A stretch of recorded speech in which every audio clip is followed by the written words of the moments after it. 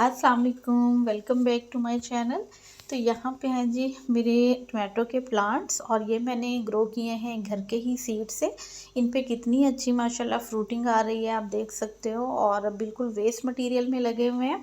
तो आज का वीडियो होने वाला है वेस्ट मटेरियल पे, कि हम अपने ही घर से जो है ना वो वेस्ट मटेरियल जो निकलता है तो उनमें वेजिटेबल्स को, या फिर अगर आप जो ग्रो करते हैं प्लांट्स फ्लावरिंग हैं या फिर परमानेंट प्लांट्स हैं तो उनको कैसे ग्रो कर सकते हैं।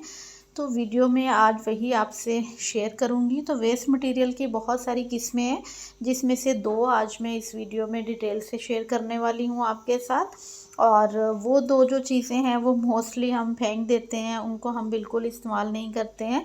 तो चले मैं दिखा देती हूँ कौन सी हैं। सबसे पहले तो आपको यहाँ पे ये पॉली बैग्स नज़र आ रहे हैं, और ये वो वाले पॉली बैग्स हैं जब हम कोई ना कोई चीज़ परचेज़ करते हैं और उनको थोड़ा मोटे वाला जो पॉलीथीन होता है वो लगा हुआ होता है, और उसके बाद हम उसको फेंक देते हैं, या फिर सम टाइम हम कुछ ऑर्डर करते हैं ऑनलाइन और वो जो कवरिंग में आता है तो वो काफ़ी मोटा कवर होता है उसका।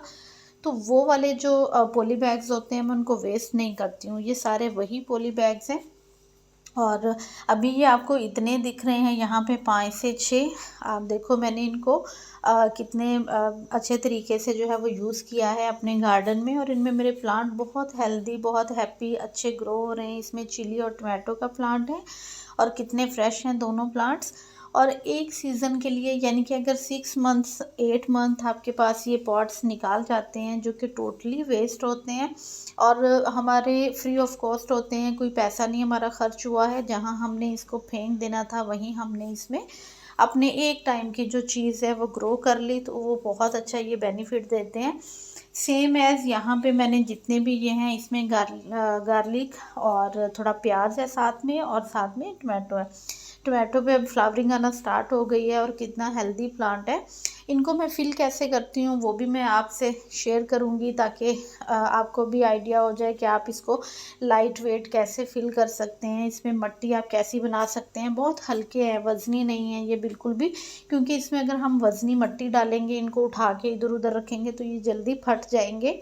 इसलिए इनमें लाइट वेट मिट्टी बनाएं और इनको ऐसी जगह रखें जहाँ पे आपको इनको बार बार उठा के इधर उधर ना रखना पड़े।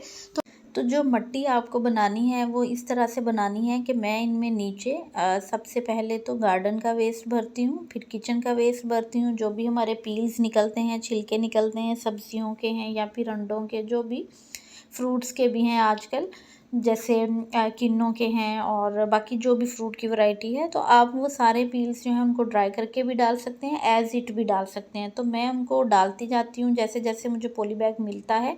तो इस तरह से मैं, जब मेरी 1 से 2 लेयर्स वो रेडी हो जाती हैं तो फिर मैं थोड़ी थोड़ी मिट्टी भी डालती जाती हूँ, साथ थोड़ा सा काव डंग भी डाल देती हूँ। उससे ये होता है कि डिकम्पोजिशन भी अच्छे से होना स्टार्ट हो जाती है, और जैसे जैसे कचरा निकलता है वो डालती जाती हूँ। और जब मुझे लगता है कि मेरा पॉट 3 हिस्से, मेरा पॉट जो है वो फुल हो गया है, तो उसके बाद मैं उसके ऊपर बाकी वाली मिट्टी की लेयर लगा देती हूँ, जो कि ज़्यादा से ज़्यादा 6 या 7 इंच की वो मिट्टी की लेयर होती है, जो कि मेरा गार्डन सॉइल है।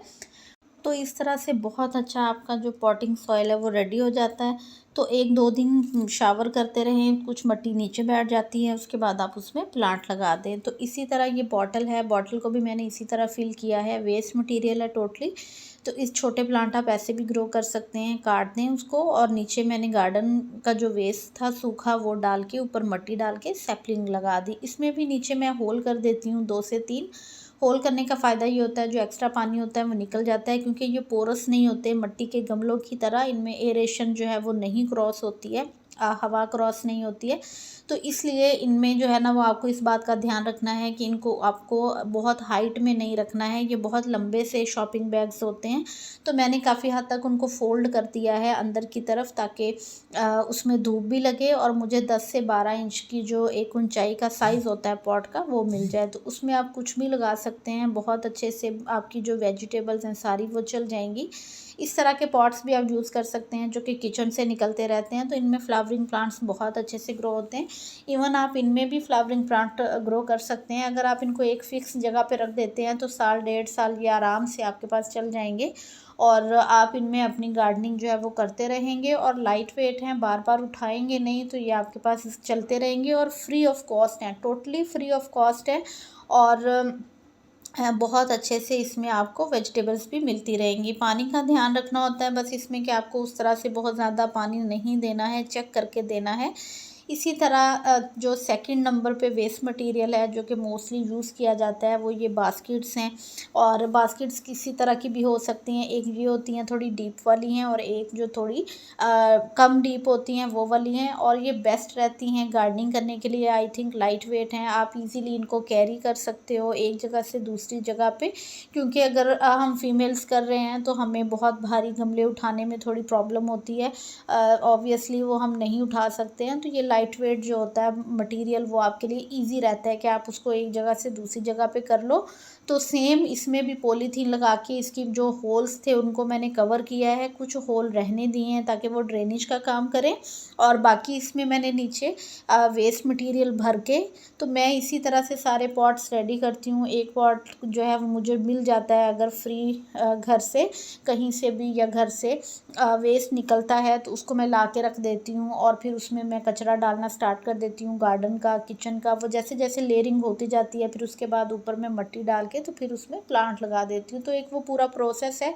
और फिर उसके बाद वो जो मिट्टी नीचे डिकम्पोज हो जाती है, जब हम फाइनली हार्वेस्टिंग के बाद इसकी मिट्टी को चेंज करते हैं तो आप यकीन करें नीचे से बहुत अच्छी खाद वाली मिट्टी निकलती है, क्योंकि वो नीचे टोटली खाद बन जाती है। आपको बार बार खाद भी नहीं देनी पड़ती, उसमें भी आपकी बचत हो जाती है, टाइम की भी और मनी की भी बचत हो जाती है। तो इसी तरह बहुत ईजीली आप वेस्ट मटेरियल से गार्डनिंग आसानी से कर सकते हो, तो ज़रूर कीजिएगा।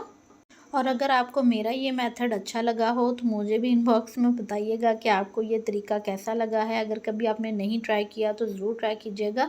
और इसी तरह की हेल्दी वेजिटेबल्स के लिए मेरे चैनल को जो है वो आप सब्सक्राइब कर लें बेल के साथ, ताकि अपडेट्स और नोटिफिकेशन आपको सबसे पहले मिल सके।